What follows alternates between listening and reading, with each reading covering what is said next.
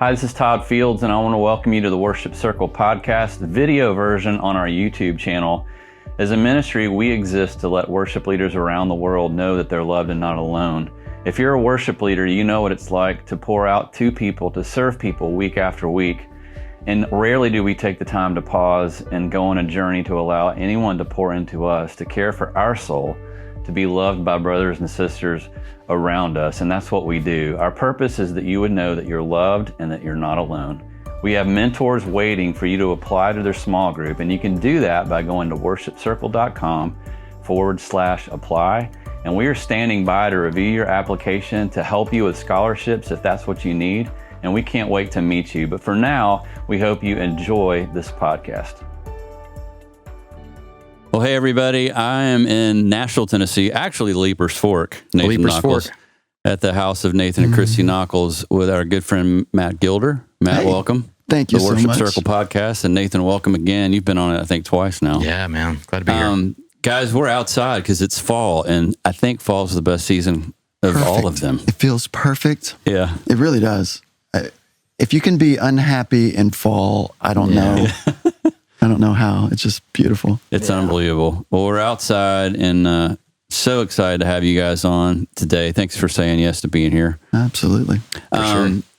Yeah, just for those of you who don't know, Nathan and I have been friends for a lot of years. Nathan and Christy were in a group called Watermark, did a lot of amazing music. He was with Passion Conferences and produced a lot of those records for years. Matt Gilder, Matt, you and I met probably 5 years ago-ish. Yeah. You've been with Chris Tomlin for a ton of years. Lots of years. Band director, keyboard player. Yeah. We'll get into the story and the background a little more as we go along, but you guys are awesome, and I love both of you and appreciate all that you do for so many with the gifts God's given you. No, same here, man. First question. Let's go back just to start to give people some context. You're both keyboard players. Yeah. When did that, what's your first memory of wanting to do that and why? Go. So I was ripe old age of 4 years old, almost 5. And I think, I can't remember what I saw, but I saw somebody playing piano, and it was like, Mom, Dad, I want to learn. Yeah. And they, God bless them, took $2,500 that they did not have, and bought a brand new, Spinet. Yeah. But nice. Actually, maybe a little taller than a Spinet. I don't know exact measurements.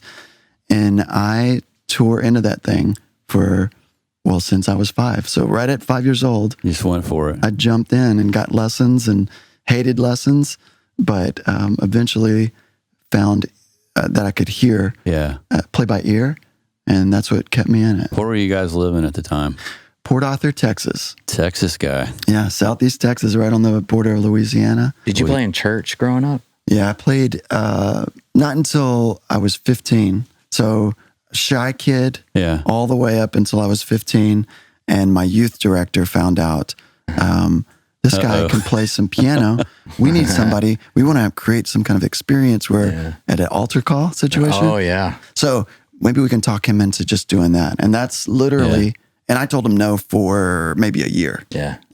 They started bugging me probably when I was 14. And I was like, no, there's no way. I'm just shy. Yeah. And so what was the keyboard you played? Was it a DX7 or an M1? Is this when he was 15? You know what's When funny? you're 15, I'm not making this up. One of the first ones was a DX7 at the church because it was an old keyboard somebody donated that was laying around. Right. I can't remember if that was the first one, but definitely that Rhodes sound was the That's altar. worshipy Is that time what there. Whitney used on all her records? Heck yeah, Is man. that real chimey kind of 80s sounding? It's on brilliant. everything. Yeah. It's kind of awesome. It's brilliant. But yeah.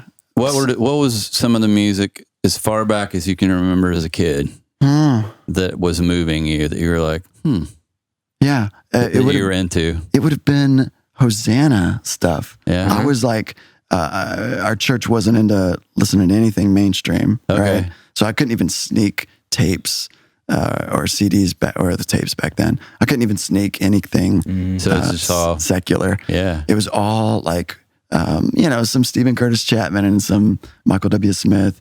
Yeah. But Hosanna worship, man. Yeah. I can't remember the names of those records, but the old...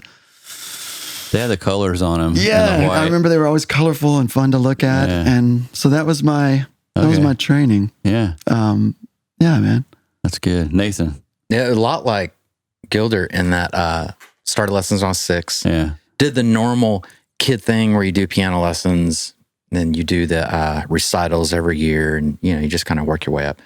You did recitals? Yeah, I did the whole thing. Is there a video of a recital somewhere? No, I wish though. Wouldn't that be great? We just went through all of our stored stuff, and I went through all of our keepsakes, or that crap you just save for years and you don't know why. I threw away a ton of it, but a lot of it was some of my recital programs from 2nd grade, 3rd grade, and those. Yeah, threw it all away. But anyway, sorry, one more interruption. I'll leave you alone. Yeah. Did you win any special awards? No. Okay. You got to be like a member of the district council, and then if you rocked it, you get to go to state council, and then I was a member of the national council. Like in 7th grade. This is why I was sitting on his porch and not mine. No, you're. Yeah, and then Remember I the National bailed. Council. But then I realized if you just stick around, they'll. What kind of music were you playing? Oh, it's all just classical stuff. Not classical, but just pop classic stuff? No, like literally classical. Beethoven, Bach? Yeah, Beethoven, Bach, that kind of stuff. Just the. Man, that's. Yeah. So I just did that and played in church. And that was really where I had this revelation. I was watching this other gal play keyboards too, and she was just looking at the lyrics with the chord above the lyrics, but she was playing the whole time. Right. And I remember going to her one morning being like, "Hey, you're not reading music. Like, how do you know what to play? Why? Like, what do you?" She was like, "I don't know. I just see C and I just kind of play." Yeah. And this light bulb went off of like, oh, that's a thing. you can do that, the thing. Yeah, totally. So church was a big part of improvising and chord arranging and all that. Do you guys have any concerts you saw when you were younger that did something to you? Like first memory of like, whoa, what's that? Do you remember a band called David and the Giants? Yeah. I do, yeah. There was a concert, and whoever that keyboard player was, and maybe he wasn't a normal, and it was a pretty weird concert because it was just at a big church. You could tell it's kind of pieced together. But I was like, oh my gosh. Like you can, because at that point, playing for church would have been all I would have ever thought and aspired to. It's like, people get to travel as well? What is this about? Right. Yeah. So that would have been David and the Giants. Nobody's ever asked me that question. Yeah. That's good. That's good. Probably Michael W. Smith was one of my first big picture. You saw that tour? Yeah, I saw that tour. Shut up. Yeah, man. Totally. You're all right. You're all right. Eddie Martinez. They recorded that at the record plant in New York. Really? Mm-hmm. Let's really get into the weeds about some stuff nobody cares about. Nobody cares. Sorry, guys. We're geeking out. So, Matt, what was your journey like from the 15-year-old church musician to starting to connect with some artists? Like, how did that materialize for you? So I was working at a lumber store and playing for my church, playing for youth group when I'm 16, 17 years old, and absolutely flunking out of school. I was terrible at school. I just wanted to play music. I wanted to be around the youth group and the musicians. And we had this like pretty vibrant team of kids that were, I thought back then at least, really good musicians. And so forming different bands, doing that all through high school. And then when I was almost 18, my church offered me a position to actually make money at this. I'd been doing it for free for 3 years. And so I quit everything. I quit the lumber store. I quit football. I was a football player. And in Texas, you do not. No. Don't quit football if you live in Texas because you will. That's so funny. I quit my senior year of football. I didn't know this. My coaches were so mad at me. They were so mad. Yeah. Did they call you names? Not to my face. Right. I heard stories. You did. Dropped out of football, dropped out of anything at school because honestly, I wasn't doing great. Mm-hmm. And dove in at the church. Graduated barely high school. Sorry, Dad. And then went to college, community college, and me and a group of friends started a worship service, like a Monday night. What was big back then, like the remember Houston? You and Chris used to play that a lot. Metro Bible Study? Metro. Yeah. So kind of in the vein of Metro Bible Study Houston, which was like 700 college kids. Yeah. our little thing grew. And in 6 months, there's 400 kids coming to this thing on campus. And out of that, a manager guy who took care of other artists heard it and said, "Hey, do you guys want to go on the road this summer with a big speaker?" Heck yeah. And we're like, "Are you kidding me?" That's all we've been thinking about. How much do we have to pay to do that? Seriously. and we're going to get paid. So literally it went from all of us in college to within 6 months, all of us dropping out of college. Yeah. Don't do this. Stay in college. All of us dropping out of college and hopping on the road with this ministry. Mm-hmm. And that got me eventually playing festivals with other musicians in Christian music and playing at a million different churches, coming to Nashville a bunch to record. Yeah. And so that was when I was 19, 20. We were just on the road, man, just out. Okay. But that got me in these circles. Yeah. Nashville kind of being the hub for a lot of this music. What years were those? Maybe 2000. Okay. Like, no. The band formed in 96. Yep. The band Among Thorns was the name. Okay. You can look us up. We were pretty awesome. Regionally successful, like Heck yeah. Southeast in Texas. the Tri-County area. Tri-County region. We were on top. We did 96, 97, 98, and then I think around 2000, we all moved to Nashville.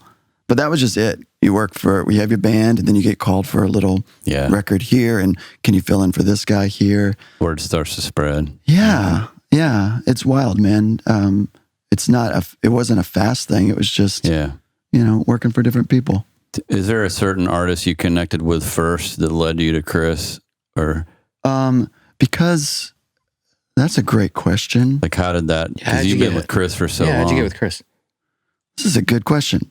Okay, I was playing for an artist named Bebo Norman. Mm-hmm. Bebo's good friend was a guy named Ed Cash, who produces and writes with Chris a bunch.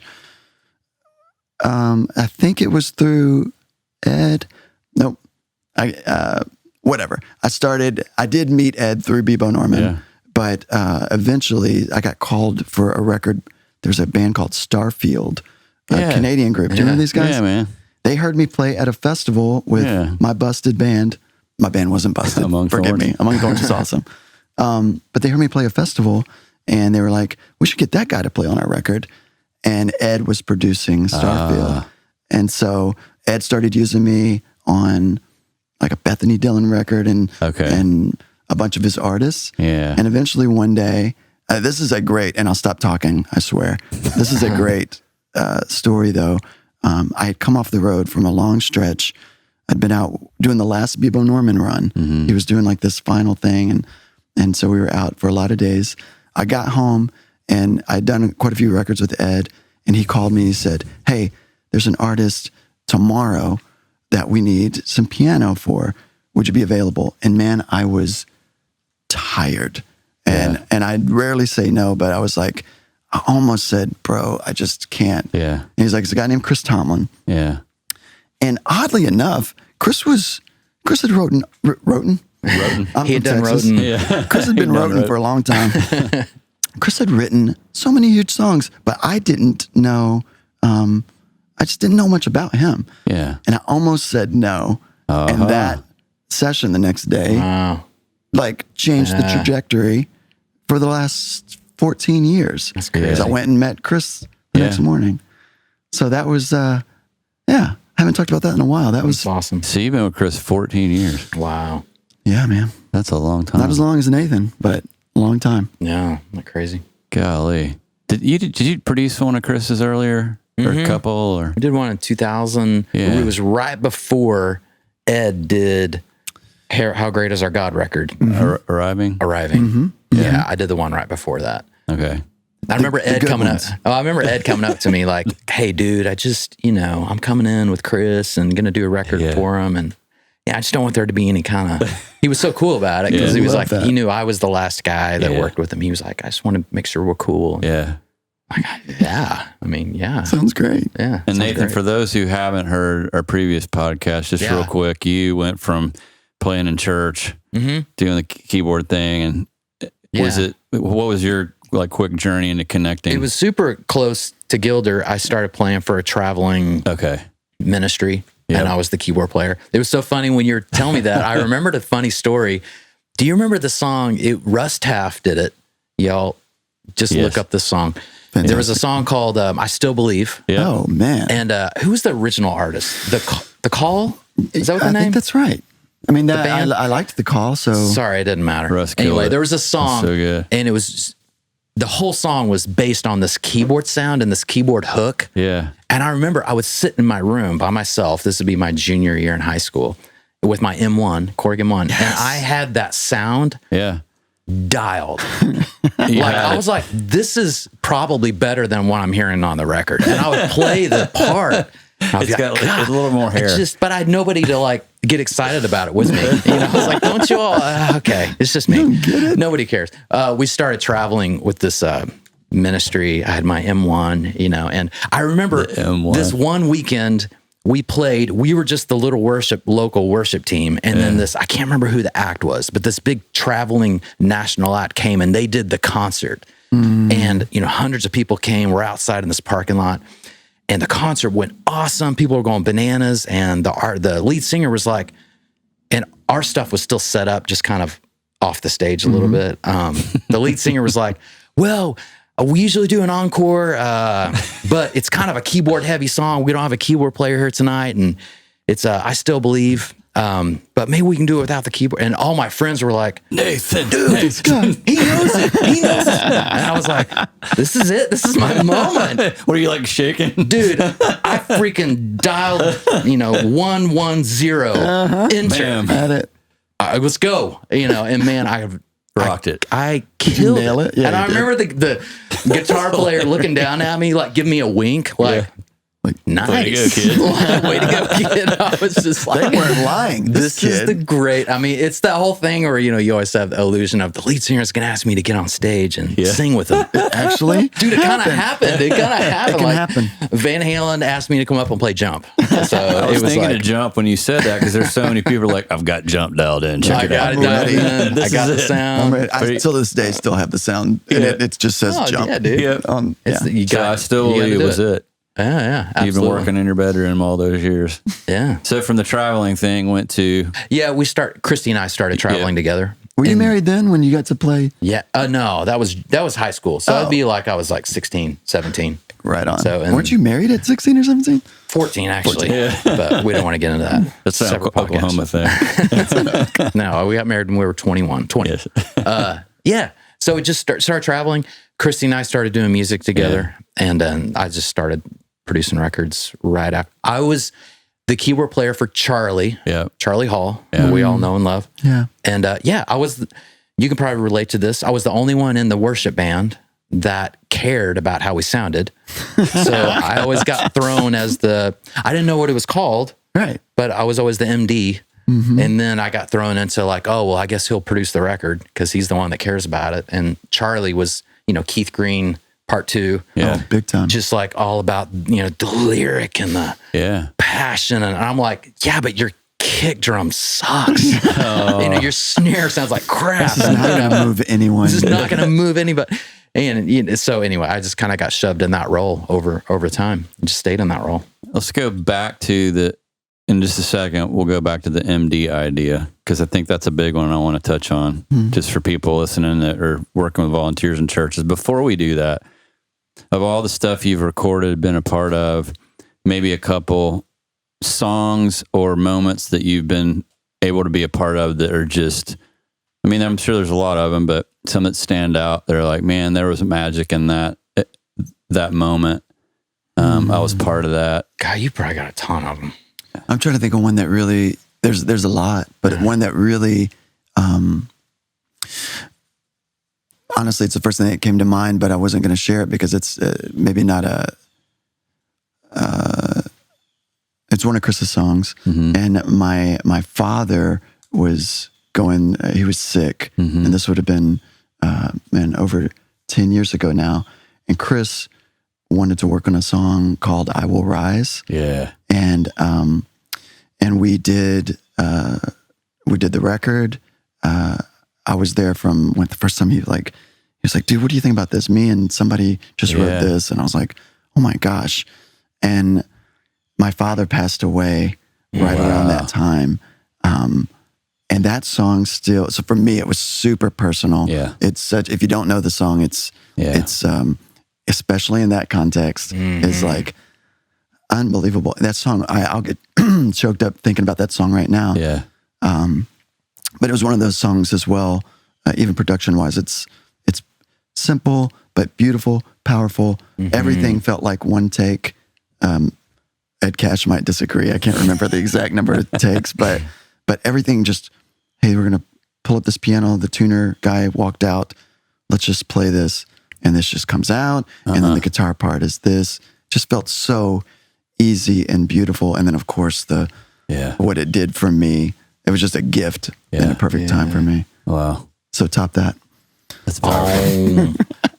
No, I do remember doing the song Laura Story did. It's called Blessings. Oh my gosh. Did you cut that at Chris's studio in Johns Creek?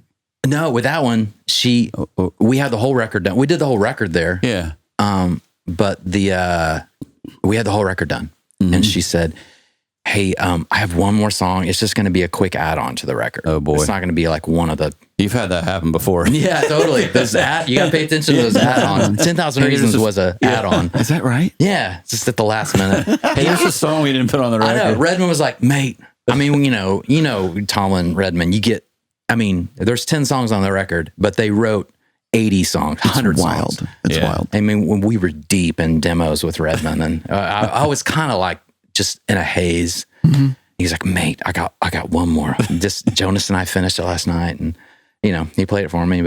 But I remember after he played 10,000 Reasons, I went upstairs. He left, and I went upstairs. Told Christy, I said, I think I heard the new "Blessed Be Your Name." Absolutely. Yeah. I was like, I think it was my favorite song. No question. That he played me. Wow, I didn't know that. Like you said with "I Will Rise," it was so easy. Yeah. And when we were cutting the live record, you'll know this, the 10,000 Reasons record, or if that's what it was called. Yeah. I remember looking at the set list. Yeah. And 10,000 Reasons was the last song. But I remember looking at the whole set list with all these new songs, and it was like a gauntlet. Like, okay, I got to remember that here. I got to remember the hook here. I got to remind Jacob to play the drum fill here. And I was just like, but I remember thinking, if I can just make it to 10,000 Reasons, then we're home free. Because that one's easy. Yeah. It's like we're just playing music, But that was a cool moment. Laura Story, she wrote the song. She said, I'll come in tomorrow. So can you just do a quick piano track? So I did the piano track that night. She came in and she had just sang it at this funeral that she wrote the song for. Right. And she came into the studio and she still had her, she's kind of a hippie. Yeah. But she came in and she had the dress hose, nice dress shoes. And it was just like, hey, Laura, what's up? And she came in, sang the vocal, but I remember she kept I can't even recall the song, but the last verse. Yeah. At the very end of the song, she kept crying, kept breaking down. She's like, I'm so sorry. She's like, it's just incredibly fresh. I just sang it. Yeah. I just came straight from the church. She came in from the funeral and sang the vocal that we've all heard on the radio. Yeah. So I was like, okay, can you just fight through the crying? Maybe just, even if your voice is shaking. Yeah. So I was thinking in my head, if we can get maybe a couple phrases that'll have a lot of emotion in it. Well, yeah. So she fought through some of the vocals, she finished the vocal. But yeah, the only only piece I could keep is the very, very last Blessings in Disguise is from one of her crying takes. And if you listen to it, you can hear her. Yeah, you can hear her voice kind of shake a little. I'm going to go, I didn't pay attention. I'm going to go listen to it. She was totally crying. Yeah. She was. That's the stuff that matters. Yeah. Gosh, capturing what that. What is it, guys, about, you mentioned easy, because you guys are in the business of tunes, baby, as Jackie Street used to say. Tunes, baby. What is it about some of these songs that just fall in our laps that they're not work, And it's almost like as musicians, we're doing this thing and it's work, and then every now and then you're part of something and it just feels like I already knew what to do on this before I was even a part of it. It was already meant to be, and it's just so easy. And then everybody that hears it goes, "That's amazing." It's like something we're not trying anymore, This is a great question, because why wouldn't you just try to work on those songs all the time? Yeah. A song like 10,000 Reasons was just such a perfect example of a song that you think, or I thought, I've heard this song before. You've heard it before. But there's nowhere is there 10,000 Reasons. But something is like in the collective, you're right, like Christian atmosphere or something, or worship atmosphere that somebody like Matt Redman and Jonas tapped into, and then Nathan beautifully produced, and that piano hook I'll be playing until I'm 100 years old. But I don't imagine, you can speak to that, I don't imagine it was hard coming out. That keyboard sound, the whole record was your old Yamaha S90. Yeah, which is for sale right now for $1,298 on eBay. No lie, dude, you can do like this is the 10,000 Reasons piano. Dude, it's COVID. Jack it up. Somebody will be loving that keyboard. My wife literally has gone through my gear collection of just old stuff that I haven't touched in 20 years.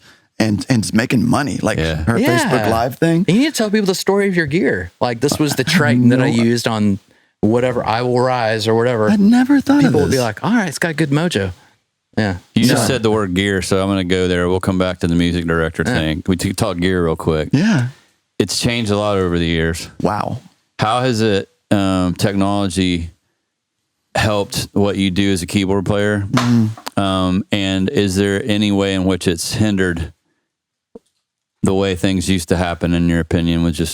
Is technology getting in the way? Can it do both? That's a great question. I'm not trying to make you feel good. I'm being serious. I've always been in the studio, and when I would transfer into live, I would way overcomplicate it. Yeah. Like, I'd be like, well, I got to get this sound because it matches this, and I got to get this tape delay on my pad. Try to nail everything. But then I would watch Matt play with Chris, and pretty much back then it was like this piano and this pad with a filter or reverb, but that's pretty much it. And I was just like, I'm way overcomplicating this, because honestly, when I get too geeky and tweaky, it's going through the speakers with the band. It kind of doesn't matter. You need to have a fantastic piano sound and a super solid pad that tracks really well with when you play, and you know all about that. And I learned that from Gilder, watching you play, and I was like, man, I gotta like quit overcomplicating this. What a high compliment. Well, look at that, thanks for that, dude. Brothers. It's so fun to do this. Just you can edit this out, but Nathan and I used to get to teach a lot back before the world was shut down, and I'm such a big fan of this man. So for you to say that, dude, is huge. I agree, though. I think that I worked a lot of years to find, it was the S90. That was my sound forever. That and a Korg Triton was it. And then Roland got me on board with this piano 12 years ago or something that's really heavy, but it's called a V piano. It was that technology. Now they've shrunk it into smaller things, which is nice. But I'm with him. A great piano sound and a pad that tracks that you can smartly bring in and out when you need it. And then a filter on that. Darken it or brighten it. Yeah. And of course that sounds super simple, but I'm telling you that if you told me, can you go do a Tomlin concert next week? I could do it with that. Of course, I've got the little keyboard on top with main stage and all these fun sounds that we've used in the studio. But if all that goes away, you can still do it. Oh, yeah. And honestly, for the Passion records, when you have other musicians, so we're doing all these Passion records for years, and Nathan's covering these other awesome keyboard parts, or vice versa. He's covering piano, and I'm able to do this stuff. I think I don't think I definitely agree with you that we can get ourselves tripped up trying to do too much, at least as a keyboard player. Absolutely. Let's talk about band directing and just you guys. I know you guys have been with a lot of people that understand space, dynamics, and a lot of our musicians listening. One of the things that, real quick, we're going to hit the MD thing. You're talking about gear, and I'm thinking about how many years I spent going through pedals and amps. Wow, right.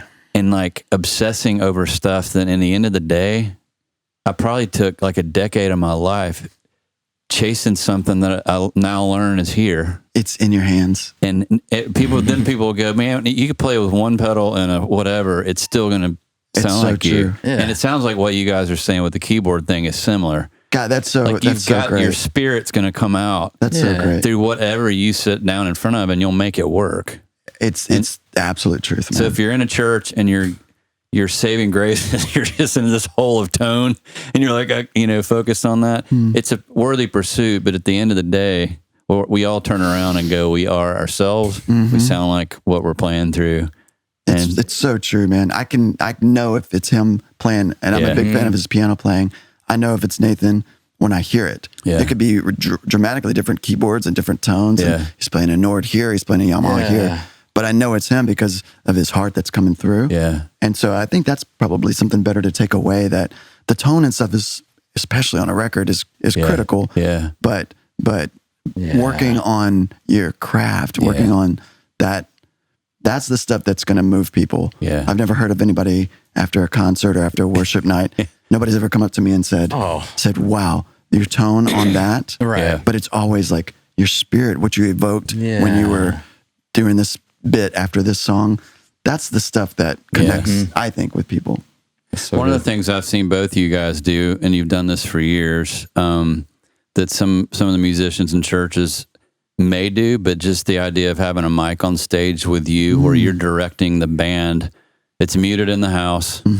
You're directing the band during worship, and you're able to call key changes, that kind of thing, and it seems extremely helpful. And I know when I've been around you guys, just to have that reminder, talk a little bit about that, because has that been something you've always done in Chris's band, or with Bebo or Nate with the Passion team? Did they always have you in their ears? And is that something you would recommend for musicians out there that have never done that before? I don't know if did I get that from you? No. I think we got it out of necessity because we were on this Passion Records. So much going on. And the songs were just brand new. Like brand new. He's not lying. 20 songs, and you have 6 days before, and the arrangements not before are we just, record it, before we play it in front of your brain's just mush. Thousands of people. Yeah. And we're just trying to trip through these. Okay. So a lot of it is out of necessity. Gilder would just be like, all right, here's this song. Remind us of the song of the key. Okay, Daniel, you got the hook on this one. You ready? And hey, look at me if you're ready. Gotcha. And it was just keeping us glued together so we don't literally fall apart. And then we got so comfortable. Yeah. With I'm recalling some of the Passion moments in the Georgia Dome. Yeah. 60,000 people. You remember how immense that felt? 20,000 people is a lot of people. 30, 40, you're getting into 60,000, and it's another sound. It's social distancing. Yeah. No. And it was intense. And I remember just before some of those sets, it's just very intense. But in all of our ears, we got Gilder, and Gilder's like this. He's like, all right, guys, y'all ready? Let's have some fun tonight, Hey, Daniel. Hey, buddy. You good, man? Hey, look. Hey, give me a look if you're good. All right, guys, here we go. And click starting. And everybody just be like, okay. All right. That's awesome. We got this. And if we train wreck, everybody obviously looks at the guy that MD brings together. Gilder, he always just like, he just gives you a wink like, all right, hey, cool. All right, here, I'm going to restart the track. All right, y'all ready? Here comes the chorus. Daniel, totally you ready? calm. Totally. I'm so glad it comes across like that. Oh, totally. Because I know you're freaking out. In my head, I just want to run and hide somewhere. I'm like, oh God, it's falling apart. That's cool. No, it's good, man. Yeah, it was out of necessity. That's absolutely where it happened. Just holding it together. And then we got to rely on it. And then the worship leaders, Tomlin or Redmond, whoever's leading Christy, started depending on it. Yeah. And then your eyes are not on the band so much. Your eyes were on the back of Tomlin's head and his body language. And you're like, all right, guys, ramp up. Here we go. And Tomlin didn't say anything, but you just know Chris and his body language. The energy that he's putting off. Yeah. So the band would be looking at you and you're looking at the worship leader. Yeah. And it kind of steered the ship. It was definitely learning process on how much to communicate, how much to. I think there's times where I was talking too much, you know, and that just takes. We've done this for so many years because it's such a cool thing in church where stuff can just get off the rails and go different ways. And we didn't know we were going to go here, but it's super powerful to be able to go there and keep everybody on. Yeah. So it took a few years of me figuring out that I don't need to announce everything that's happening, right? These musicians, we've practiced. We know what's going on for the most part. I'm here to keep this, whatever the worship leader's doing is the forefront of, and obviously you're sensing things for yourself, but I'm watching this guy. I'm just here to keep it on the rails. I don't have to yell at every chorus or we're going to the bridge. These guys are musicians. They know where we're headed. Yeah, you need to bold and underline that. So you were asking, is that a good idea for bands to have that on just a regular church thing? The biggest pitfall is MDs that start talking too much. So you're in the worship leader's ears and the band's ears, and you, as an MD, you're like, okay, man, you remember that guitar part? Okay, all right, here comes your guitar part. Here comes the solo. And it could be during the whole time, the worship leader, they're trying to lock in and be like, what's the Holy Spirit doing? And where? So it's more like, instead of saying, all right, hey, man, you remember that guitar part? All right, let's rock it, man. Let's do it right. It's subtle, like you find right in between the worship leader's phrase, da, da, da, da, da, guitar part coming. Da, da, da. You know what I mean? Just super, just like, and match your intensity of your vocal with the song. Ooh, that's good too. I've heard people I've played with bands. We know this because we've played with other people that are doing it. Yeah. And they'll just be barking something. Like, well, this was like such a sweet moment.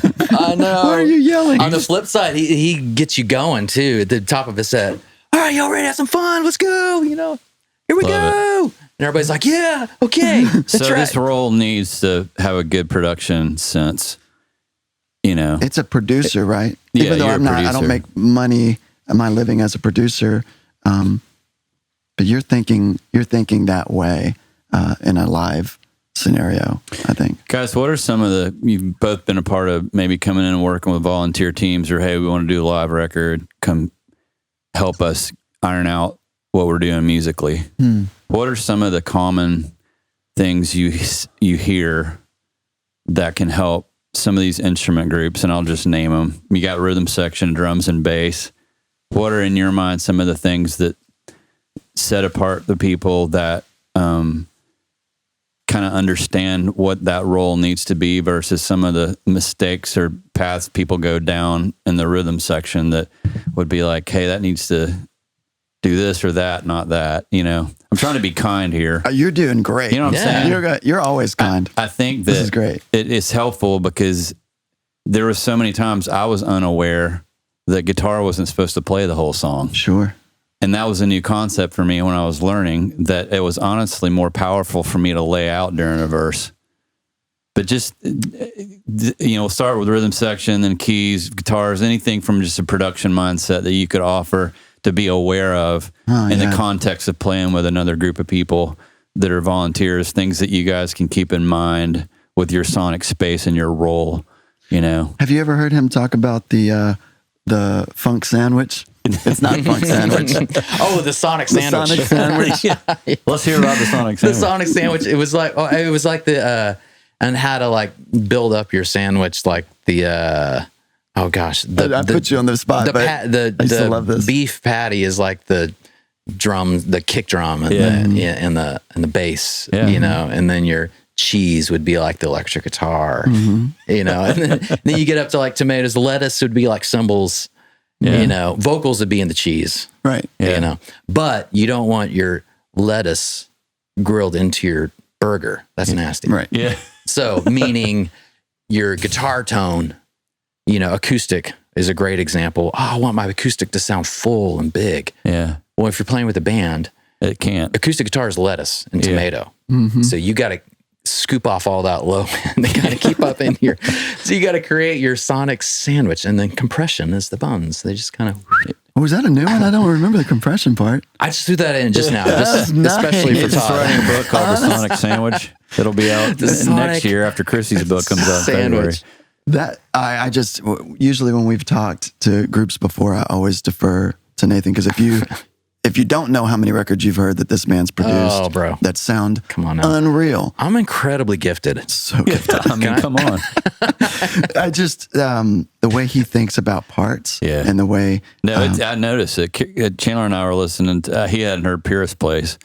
I was like, you need to listen to some of these tracks they cut at the Bennett House, you know? Yeah. We were listening to other like pop stuff, and then we jumped to that, and I was like, this sounds better. Right. That's so cool. It was expansive, you know? It was really covering all the spectrum, and there was room. Well, to put it in like super user-friendly terms, like a church, you got 300 people going to your church, and you got your band, and you're the MD, and you're like, I love what you guys are talking about, but how do I apply that? Yeah. So it's what you touched on.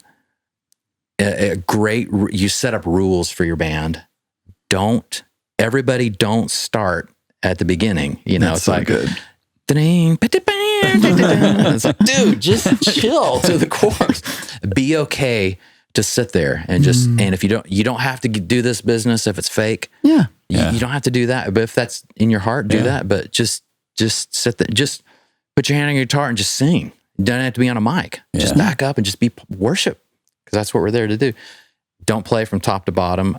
Someone has to be the leader. Maybe sometimes it's the worship leader that has to be the MD and the worship leader. But the buck has to stop somewhere, and you're going to have to set up. You're going to have to come into rehearsals with confidence, and you're going to have some rules that are kind of set up. Yeah. Like, hey man, let's if you're rubbing with your guitar player, they're overplaying or they're just trying to worship, you know, and I got this new pedal, I'm going to try it out, you know.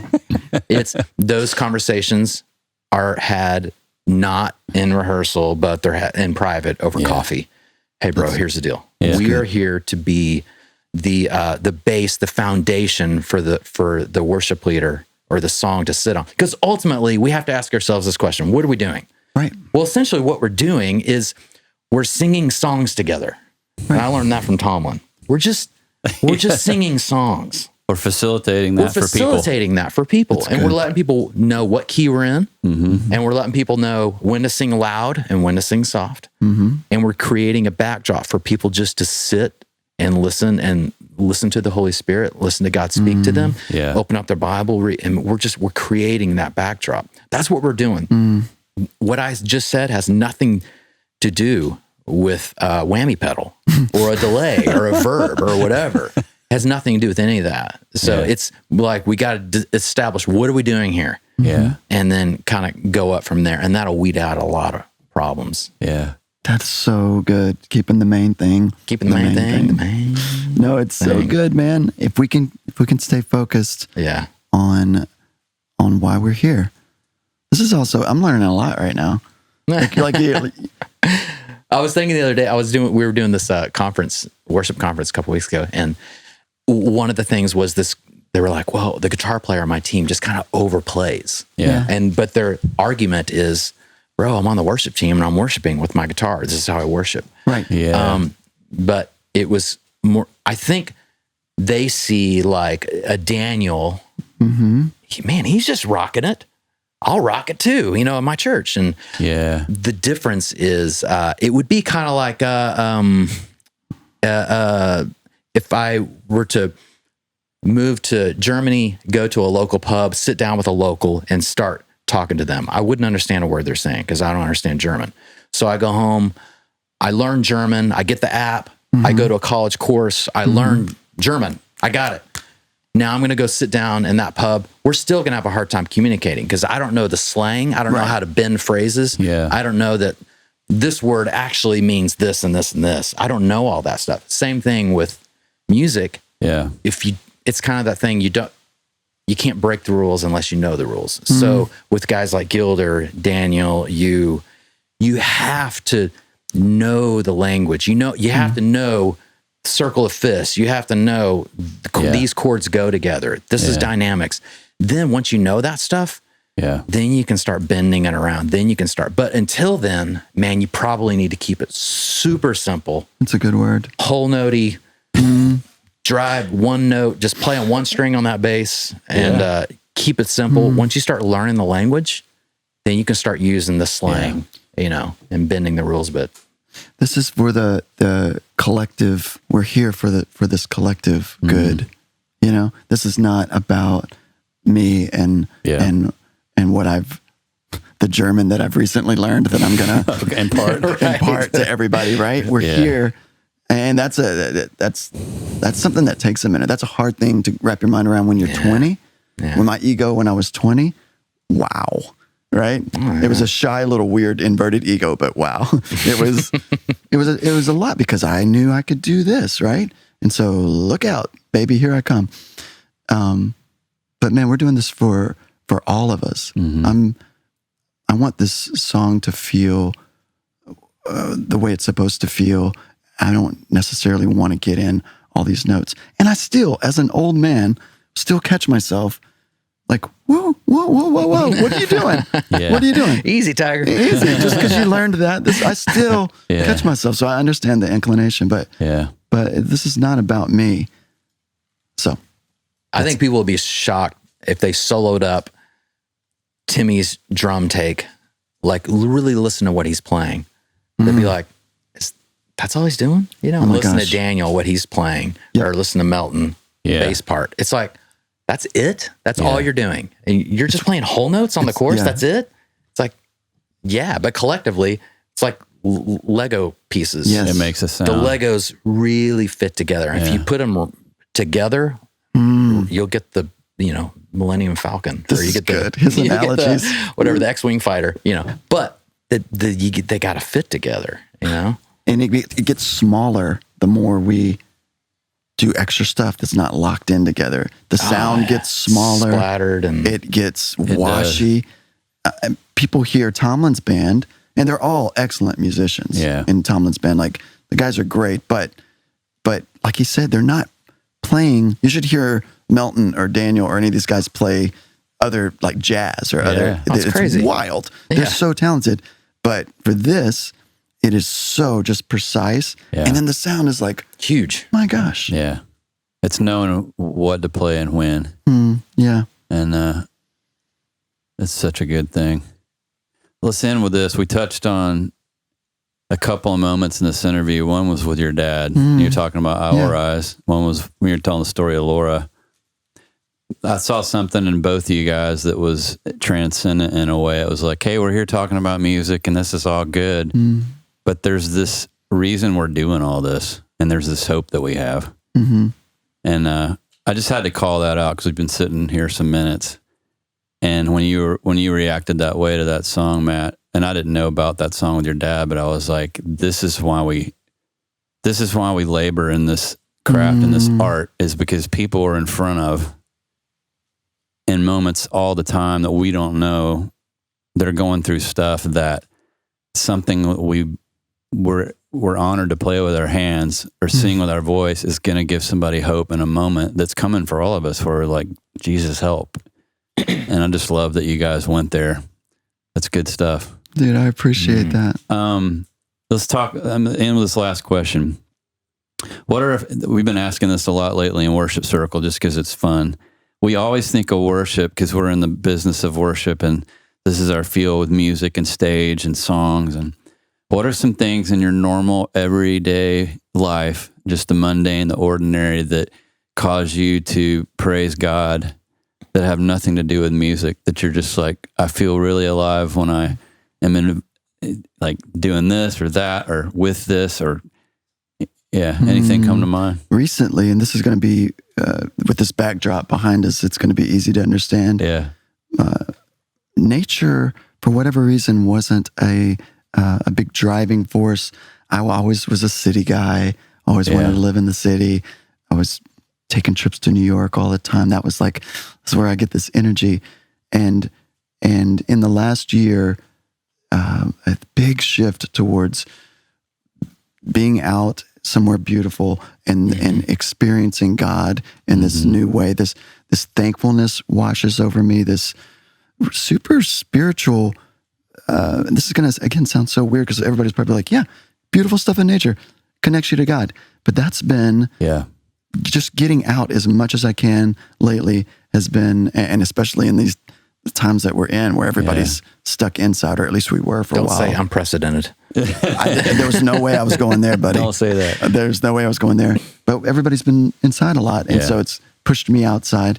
And man, I've seen God more in beauty in the last year, just driving through different places in the U.S.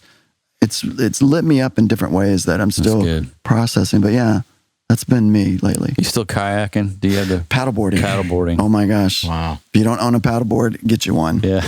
Paddle.com. Being on the water. Paddle.com? Yeah, that's one of them. Okay. That's changed me, man. Being outside is done some things for me. It's good. Thanks. Yeah, I don't know if it's an ancient Chinese proverb, but I heard it. If you work with your mind, you Sabbath with your hands. And if you work with your hands, you need a Sabbath with your mind. I never heard that. So it makes sense that you work with your mind a lot, like you're thinking, processing, working, staring at a computer.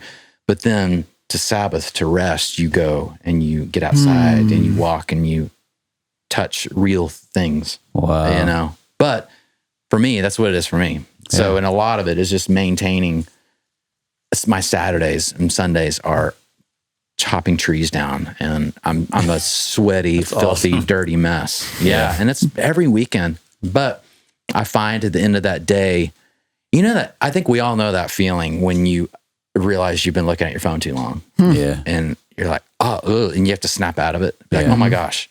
And you got to go like lick a tree or something, eat some dirt, you know? Totally. But it's something that God didn't, he just literally did not create us to hold those little things in our hands, but he created us to walk in things that are real. I can't think of John Eldridge's newest book, but I can't think of what it's called, but it's blue and it's got like the boat, like going in a circle. Life You Wanted. Wait. Yeah. Christy was reading it. Yeah. And he Christy spoke was with reading the worship circle, but I forget the name. He's talking about that same concept of we have to get into things that are real. Yeah. And that could even mean even sitting in this chair is not real. Some guy made this. Right. But literally go out and sit in that dirt. And God made that dirt and that tree and go sit in that and just sit there. Yeah. I love this. And it's and he talks about the difference between relief and restoration. Yeah. Relief is I'm going to go watch a movie. Yeah. Netflix. Just give me a break, you know. Yeah. Restoration is go sit in some dirt. Yeah. Go walk in some trees, go paddleboarding, you know, that kind of thing, which makes total sense to me. I got to read this book. It's really good. Yeah, it's really good. John spoke at Worship Circle and was talking about how beauty heals trauma. Oh, and wow. It's just the beauty of God. I mean, that's one of the reasons we're sitting outside is I wanted people to be able to see fall in the South. It's healing to the soul. It's funny. Man. We always make fun of old people. They're like, I'm going to go tour New England in November, September, October, November. We're like, why would you voluntarily do that? But I get it. They got it figured out. Yeah. Well, man, love you both. Love you, man. Thanks for your lives. Yeah, man. Your work speaks for itself, and it's just an honor to be on this journey. And thanks for all your help for so many of the listeners today. You got it. Thank you, man.